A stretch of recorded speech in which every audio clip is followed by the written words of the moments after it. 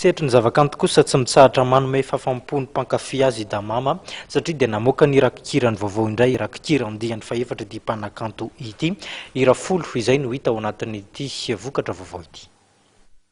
Efa nivoaka eny amin'ny tsena indray ho an'ireo mpankafy ny mozika mafana ny raki-kira sy raki-tsary andian'ny faefatra ny damama izay ny ampitondra ny lohateny hoe mangalady roaty.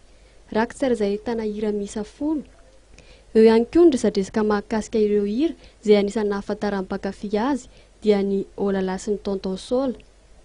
Arivo isa noratota tamin'ity raki-kira ity, hoy ny nambaran'ity mpanakanto ary amidy amin'ny vidiny mirary. Izany dia mba hisoroana amin'ny varotra osoka. Super muzika analakely zany no manaparitaka azy hiran'ny Madagasikara dia efa tena natao amin'ny vidiny mirary dia mirary zany mba hisoroana an'ilay olona mividy any pirate. Dia amin'izay koa zany tsika rehetrarehetra mba manana an'ilay original dia mbola tsara tarehy da mama fa tsy misakotsikotsikotsiko tokoa ilay CD ao anatiny no tsy mivilamilana ny tarehy satria amin'ireny pirate ireny any mampivilana tarehy. Efa nanomboka 10 andro izao no hita teny amin'ny tsena ity raki-kira ity izay andian'ny faefatra ny damama, ka hita ao anatin'izany koa ny fanazavana ny antony namoronan'ny tononkira izay ao anatin'ny raki-kira.